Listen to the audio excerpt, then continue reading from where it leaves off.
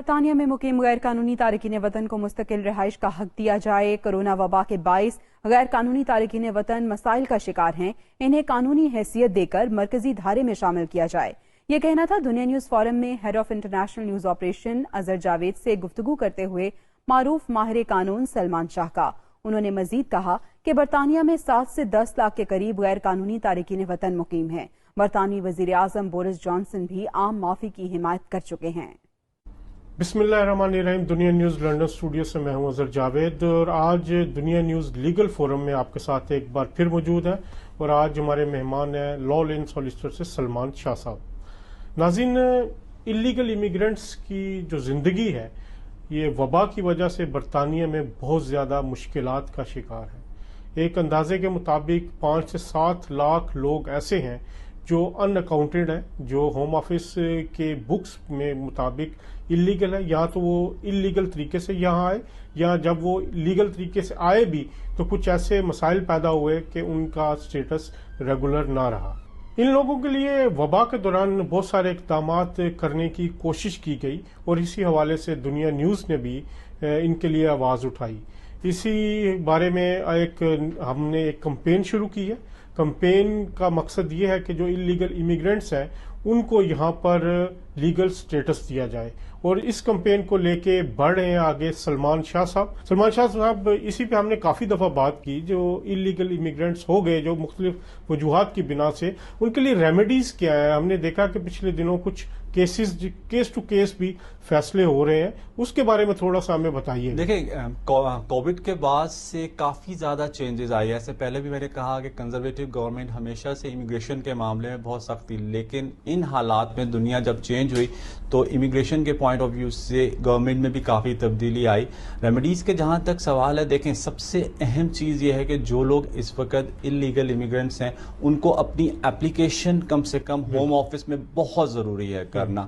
اس وقت گورنمنٹ کی طرف سے بھی اقدام ہے کہ سب سے زیادہ مسئلہ آپ دیکھ رہے ہیں کہ یہاں کرائم بڑھ رہا ہے، اور کرائم اسی وجہ سے بڑھ رہا ہے کہ جو لوگ یہاں پر انلیگل ہوئے ہیں ان کے پاس نہ تو کھانے کو ہے نہ کچھ ہے۔ اسی لیے یو کے میں جو آرگنائزیشن ہے، چیریٹی آرگنائزیشن ہے، انہوں نے بھی ایک بیڑا اٹھایا ہوا ہے کہ وہ ان کو شیلٹر اور فوڈ وغیرہ پرووائڈ کر رہے ہیں۔ گورنمنٹ کا ایک مقصد یہ بھی ہے کیونکہ بریکسٹ کی وجہ سے پوری دنیا کی اکانومی میں بہت زیادہ فرق پڑا ہے، تو وہ یہ چاہتے ہیں کسی طرح ان لوگوں کو ریگولرائز کیا جائے۔ اگر وہ ریگولرائز ہو جاتے ہیں تو ڈیفینیٹلی وہ ٹیکس پیئر ہوں گے، کیونکہ ان کو بینیفٹس کی کوئی پوزیشن نہیں دی جائے گی کہ وہ بینیفٹس اپلائی کر سکیں۔ لیکن سب سے اہم چیز یہ ہے کہ وہ ان کے پاس ڈاکومنٹس ہوگا، وہ ٹریول کر سکتے ہیں، ورک کر سکتے ہیں۔ سب سے مین چیز جو مسئلہ ہے وہ کام کا، اور ایک سب سے اہم چیز جو ہم پہلے بھی بات کرتے ہیں کہ اگر گورنمنٹ کہتی ہے کہ یہ جو لوگ آئے ہوئے ہیں یہ انٹیگریٹ نہیں ہوتے برٹش وے آف سوسائٹی میں، تو یہ کس طرح ہوں گے؟ اگر آپ ان کو پرمیشن دیتے ہیں ورک کی تو یہ لوگوں میں ملتے ہیں، کام کرتے ہیں، تو انٹیگریشن جو ہوتی ہے وہ بڑھتی ہے۔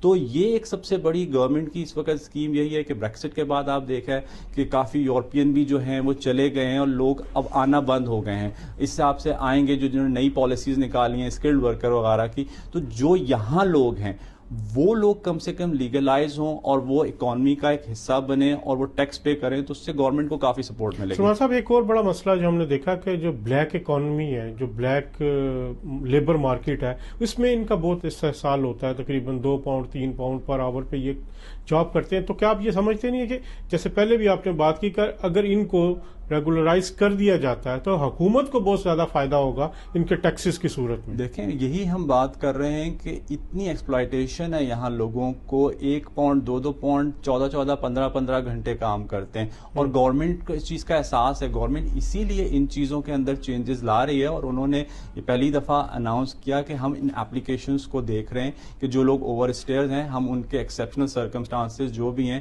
ان کے دیکھ رہے ہیں۔ ایک سب سے اہم چیز اس میں یہ ہے کہ جو گورنمنٹ کی سب سے امپورٹنٹ چیز کہ وہ چاہتے ہیں کہ اس کنٹری کو سیف رکھا جائے، اور سیف اسی صورت میں ہوگا کہ کرائم کم ہوگا، اور کرائم اس وقت کم ہوگا کہ لوگوں کے پاس روزگار ہوگا۔ اور جو لوگ اس ملک میں، چاہے وہ کسی بھی نیشنلٹی سے اس ملک میں ہیں، اوور اسٹیئر میں، جب ان کو کام کی سہولت ملے گی ڈیفینیٹلی اکانومی بڑھے گی، اور اکانومی بڑھے گی تو ملک کو فائدہ ہوگا۔ جی بالکل، اب اس پہ آتے ہیں کہ ایک اور بڑا امپورٹنٹ اس میں اگر ہم دیکھیں کہ جو فی ویور کی سہولت دے رہی ہے اس وقت ہوم آفس، بہت سارے لوگ ایسے ہیں جو اس وجہ سے شاید اپلائی نہ کر پا رہے تھے، جو یا اپنا سٹیٹس ایکسٹینڈ نہ کر سکے کہ فیس بہت زیادہ ہے۔ سنا میرا 2400 پاؤنڈ تک पर पर्सन तक फीस, और अगर एक फैमिली 3 या 4 लोगों की है तो 10,000 पाउंड तक पहुंच जाती है। देखिए, तो इसके क्या असरात और कैसे इससे फायदा उठा सकते हैं वो लोग जो अपने एप्लीकेशन डाल के दोबारा सिस्टम में आना चाहिए? होम ऑफिस में इसमें एक बहुत अच्छा टेस्ट है अफोर्डेबिलिटी का टेस्ट, कि अगर आपकी अफोर्डेबिलिटी नहीं है तो आप